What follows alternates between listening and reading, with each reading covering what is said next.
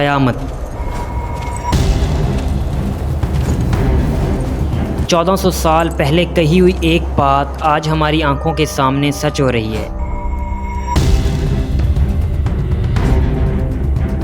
ذرا تصور کریں کہ ایسا منظر ہو جہاں پوری کائنات کا سب سے سچا انسان اپنے صحابہ کے ساتھ بیٹھا ہو، اور اچانک ایک اجنبی داخل ہو، ایسا شخص جسے کسی نے کبھی نہ دیکھا ہو، نہ اس کے کپڑے سفر زدہ لگیں اور نہ چہرے پر تھکن کا کوئی نشان، بلکہ اتنا شاندار اور پر رعب کہ ہر کوئی حیرت سے اسے دیکھتا رہ جائے۔ وہ شخص مسجد نبوی میں آتا ہے اور سیدھا نبی کریم صلی اللہ علیہ وآلہ وسلم کے سامنے بیٹھ کر سوال کرتا ہے، مجھے اسلام کے بارے میں بتائیں۔ اس منظر کو دیکھنے والے صحابہ دم بخود رہ جاتے ہیں، اور پھر جو گفتگو شروع ہوتی ہے وہ صرف اس وقت کے لوگوں کے لیے نہیں بلکہ ہم سب کے لیے ایک پیغام اور نشانیاں لے کر آتی ہے۔ نبی کریم صلی اللہ علیہ وآلہ وسلم نے اس شخص کو اسلام کے بنیادی ارکان بتائے کہ اللہ کو ایک ماننا، رسول اللہ پر ایمان لانا، نماز قائم کرنا، روزہ رکھنا، زکوٰۃ دینا اور حج ادا کرنا۔ اس پر اس اجنبی نے کہا، آپ نے سچ کہا۔ پھر اس نے ایمان کے بارے میں پوچھا اور آپ نے فرمایا کہ ایمان یہ ہے کہ اللہ کو مانو، اس کے فرشتوں کو مانو، اس کی کتابوں کو مانو، اس کے پیغمبروں کو مانو، قیامت کے دن کو مانو اور تقدیر پر یقین رکھو۔ وہ اجنبی پھر کہتا ہے کہ آپ نے بالکل درست فرمایا۔ اس کے بعد وہ احسان کے بارے میں پوچھتا ہے اور پھر قیامت کے بارے میں سوال کرتا ہے، یہ کب آئے گی؟ اس پر نبی فرماتے ہیں کہ اس کا علم اللہ کے سوا کسی کو نہیں۔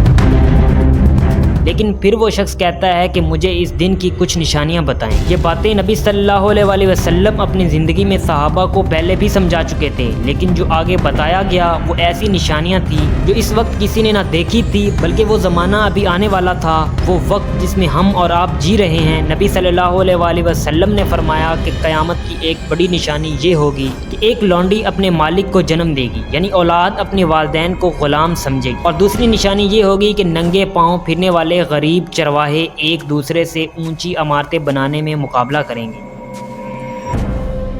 اس شخص نے پھر کہا کہ آپ نے بالکل سچ فرمایا، اور اچانک وہاں سے غائب ہو گیا۔ بعد میں نبی صلی اللہ علیہ وآلہ وسلم نے صحابہ سے فرمایا کہ یہ کوئی عام شخص نہیں تھا، بلکہ یہ جبرائیل علیہ السلام تھے جو تمہیں دین سکھانے آئے تھے۔ نبی صلی اللہ علیہ وآلہ وسلم کے ان الفاظ پر صحابہ حیران رہ گئے کہ کیسے ممکن ہے کہ ہماری سوسائٹی کے سب سے غریب بدو لوگ ایک دن لمبی لمبی عمارتیں بنانے میں ایک دوسرے سے آگے نکلنے کی کوشش کریں گے، کیونکہ اس زمانے کے بدو نہ صرف غریب تھے بلکہ خانہ بدوش زندگی گزارتے تھے، نہ کوئی شہر نہ کوئی ترقی، صرف اونٹ، بکریاں اور ریتلے صحرا۔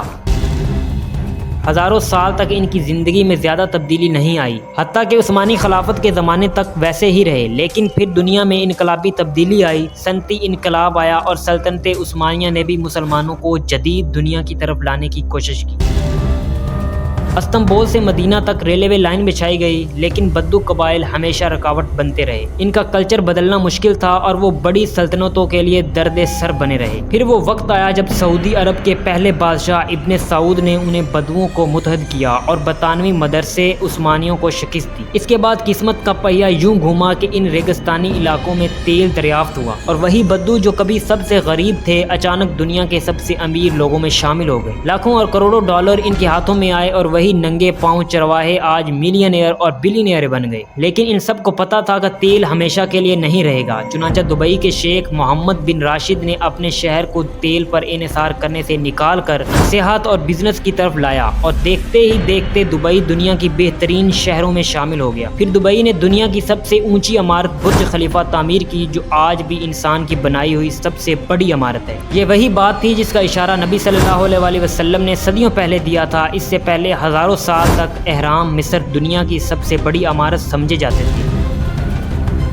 پھر یورپ کے چرچ، پیرس کا ایفل ٹاور اور امریکہ کا ورلڈ ٹریڈ سینٹر اس فہرست میں شامل ہوئے۔ لیکن آج عرب کے یہ بدو دنیا کی سب سے بڑی عمارتیں بنانے میں ایک دوسرے سے مقابلہ کر رہے ہیں۔ سعودی عرب نے بھی دبئی کو پیچھے چھوڑنے کے لیے مکہ مکرمہ میں کعبہ کے بالکل سامنے عظیم الشان ٹاور بنایا، اور پھر جدہ ٹاور کے منصوبے کا اعلان کیا۔ जो बुर्ज खलीफा से भी बड़ा होगा। ये सब सुनकर सहाबा की हैरत समझ आती है कि वाकई कैसे मुमकिन है कि कल के गरीब बद्दू आज दुनिया के सबसे अमीर और बड़ी इमारतों के मालिक हों। लेकिन ये वो निशानियां हैं जिसे हम अपनी आंखों से देख रहे हैं। दुबई और सऊदी अरब के दरमियान लंबी इमारतें बनाने का मुकाबला आज भी जारी है। हर थोड़े अरसे बाद कोई नया प्रोजेक्ट सामने आता है, कोई दूसरे से ऊंची इमारत का ऐलान करता है, कोई उसे पीछे छोड़ने के लिए नई रिकॉर्ड तोड़ इमारत का प्लान बनाता है। यहाँ तक कि अब मंसूबों की असल ऊंचाई को भी खुफिया रखा जाता है ताकि दूसरे मुल्क इससे भी बड़ा ऐलान न कर दें। हैरत की बात यह है कि इन तमाम मंसूबों के पीछे वही बद्दू कबीले हैं जिन्हें 1400 साल पहले नबी सल्लल्लाहु अलैहि वसल्लम ने क़यामत की निशानी के तौर पर बयान किया था। आज का ये मंजर हमें याद दिलाता है कि नबी सल्लल्लाहु अलैहि वसल्लम की एक एक बात सच है, और ये कि दुनिया की ये सब चमक दमक और बुलंद इमारतें सिर्फ एक दिन क़यामत के करीब होने की गवाही है। हम अपनी आंखों के सामने उस निशानी को पूरा होते देख रहे हैं जो कभी एक आम सी बात लगती थी मगर आज हकीकत बन चुकी है।